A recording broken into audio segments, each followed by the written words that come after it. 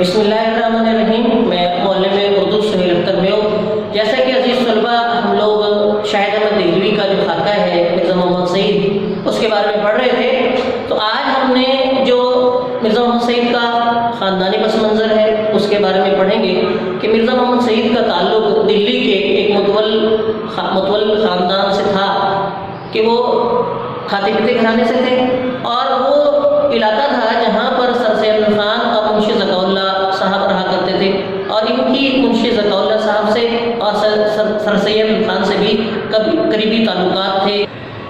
اس دور میں جو دلی کے شرفا تھے، خاص طور پہ مسلمان شرفا، ان کے ہاں انگریزی تعلیم کو اچھا نہیں سمجھا جاتا تھا۔ وہ سمجھتے تھے کہ جس نے انگریزی تعلیم حاصل کی وہ مذہب عیسائیت میں شامل ہو گیا، لیکن سر سید خان نے وہاں کے مسلمانوں کو سمجھایا کہ اگر آپ معاشی طور پہ ترقی کرنا چاہتے ہیں تو آپ کو انگریزی تعلیم سیکھنی پڑے گی، پڑھنی پڑے گی، اور یہی وجہ تھی کہ انہوں نے مسلمانوں کی اس غلط نظریے کی کافی حد تک اصلاح کر دی، اور انہیں کی وجہ سے بہت سے مسلمان نوجوان تھے جو انگریزی تعلیم حاصل کرنے لگے۔ ان میں مرزا محمد سعید بھی تھے اور مشتاق احمد زاہدی تھے، جنہوں نے اعلیٰ انگریزی تعلیم حاصل کر کے بہت شہرت حاصل کی۔ مرزا محمد سعید نے اس صدی کی ابتدا میں گورنمنٹ کالج لاہور سے انگریزی ادبیات میں ایم اے کیا۔ اس کے بعد سال 2 سال کے لیے علی گڑھ کالج میں انگریزی کے پروفیسر رہے۔ اس کے بعد گورنمنٹ کالج لاہور میں مستقل انگریزی کے پروفیسر ہو گئے۔ پنجاب کے جو اعلیٰ عہدیدار ہیں ان کے شاگرد تھے، جن میں سید امتیاز علی تاج جو کہ مشہور ڈرامہ نگار ہیں، اور اسی طرح پطرس بخاری جو کہ بعد میں خود انگریزی کے پروفیسر ہو گئے، وہ بھی آپ کے شاگرد تھے۔ اگرچہ پطرس بہت زیادہ قابل تھے، لیکن اپنی قابلیت کے باوجود بھی وہ ہمیشہ اپنے استاد کی بہت زیادہ عزت کیا کرتے تھے۔ ایک وقت آیا جب پطرس آل انڈیا ریڈیو کے ڈائریکٹر جنرل ہو گئے، تو انہوں نے چاہا کہ وہ اپنے استاد محترم سے ریڈیو پر تقریریں نشر کروائیں، تو انہوں نے اپنے استاد سے گزارش کی اور مرزا محمد سعید تقریریں کرنے کے لیے مان گئے۔ لیکن ابھی انہوں نے 1-2 تقریریں کی تھی کہ انہوں نے جو معاہدہ تھا ریڈیو کے ساتھ وہ تقریروں کو واپس کرنا شروع کر دیا۔ جب بات پطرس بخاری تک پہنچی تو انہیں معلوم ہوا کہ جو تقریروں کے انشاءات تھے انہوں نے مرزا محمد سعید کی جو مسودہ تھا، جو مضمون تھا تقریروں کا، اس میں سے چند جملے نکال دیے۔ تو مرزا محمد سعید صاحب کے پاس جا کے جب انہوں نے معذرت کی پطرس بخاری نے، انہوں نے کہا کہ میں یہ کبھی بھی پسند نہیں کروں گا کہ تمہاری اصلاح کرنے کے بعد آپ کے جو شاگرد ہیں وہ میری اصلاح کریں۔ پطرس بخاری نے بہت منت سماجت کی، تب جا کے مرزا محمد سعید جو ہے تیار ہوئے، کیونکہ جو تقریروں کے انچارج تھے انہوں نے جا کر مرزا محمد سعید سے کہا کہ اگر آپ میری معذرت قبول نہیں کریں گے تو پھر مجھے نوکری سے نکال دیا جائے گا، اور میرے جو بچے ہیں وہ پھر آپ کو دعائیں دیں گے۔ تو مرزا صاحب نے ان کی معذرت قبول کر لی اور جو معاہدہ تھا اس پہ دستخط کر دیے۔ تو آپ اقتباس کی طرف آتے ہیں۔ مرزا صاحب دلی کے شرفا کے متول خاندان کے چشم و چراغ تھے۔ چشم و چراغ کا مطلب ہے بیٹے تھے۔ تراہا بیرم خان سے آگے بڑھ کر ایک راستہ سیدھے ہاتھ مڑ جاتا ہے، اس کے نکڑ پہ مرزا صاحب کا آبائی مکان تھا۔ تراہا کہتے ہیں 3 راستوں کی ملنے کی جگہ جہاں پر 3 راستے آ کر ملتے ہیں۔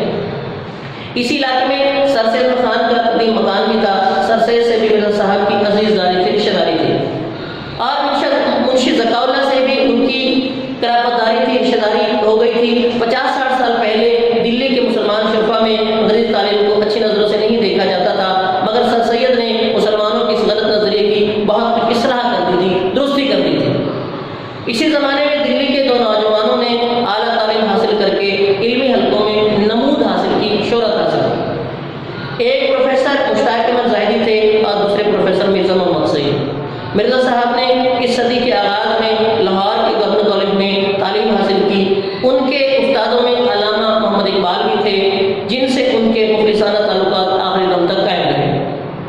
انگریزی ادبیات میں ایم اے کی سند لینے کے بعد مرزا صاحب نے 1906-07 میں سال 2 سال علی گڑھ میں پڑھایا، اور اس کے بعد گورنمنٹ کالج لاہور میں انگریزی کے پروفیسر ہو گئے۔ پنجاب کے بیشتر اعلیٰ عہدیدار مرزا صاحب کے شاگرد تھے۔ پطرس اور تاج نے بھی مرزا صاحب سے اکتسابی علم کیا، یعنی علم حاصل کیا۔ بعد میں پطرس خود انگریزی کے پروفیسر ہو گئے تھے، مگر اپنی غیر معمولی قابلیت اور ذہانت کے باوجود مرزا صاحب علم کے آگے اپنے آپ کو ہیچ کمتر سمجھتے تھے۔ اب شاہد احمد دہلوی کی بقول کہ میں نے 12 پطرس کو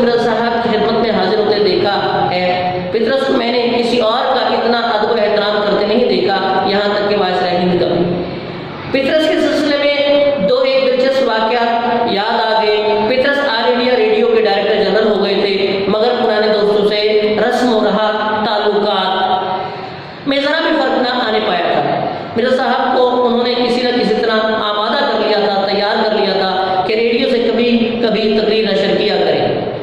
دو ایک تقریروں کے بعد مرزا صاحب نے کانٹریکٹ یعنی جو معاہدہ تھا تقریروں کا واپس کرنے شروع کر دیے۔ شدہ ہوتے ہوتے بات پطرس تک پہنچی، حاضر ہو کر وجہ دریافت کی۔ مرزا صاحب نے فرمایا تمہیں اصلاح دینے کے بعد مجھے یہ منظور نہیں کہ تمہارے شاگرد مجھے اصلاح دیں۔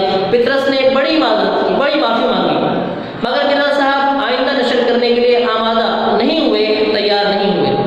اگلے دن دفتر میں قیامت آ گئی۔ پورے اسٹاف کو جمع کر کے انہوں نے براڈ کاسٹنگ کے حسن اخلاق پر ایک طویل لیکچر دیا۔ بات تو کھلی گئی تھی، سب کو پتہ لگ گیا تھا۔ اسٹیشن ڈائریکٹر نے تقریروں کے انچارج کو بلا کر کہا کہ اپنی خیر چاہتے ہو تو مرزا صاحب کو منع کر لاؤ۔ اس کو معلوم نہیں تھا کہ مرزا صاحب پطرس کے استاد ہیں۔ حسب دستور قانون کے مطابق اپنی کارروائی دکھانے کے لیے اس نے ان کے مسودہ جو مضمون تھا تقریروں کا، اس میں سے دو ایک فکرے نکال دیے تھے۔ ان فکروں کا نکالنا اس کا نوکری سے نکالے جانے کا پیش خیمہ ہو گیا۔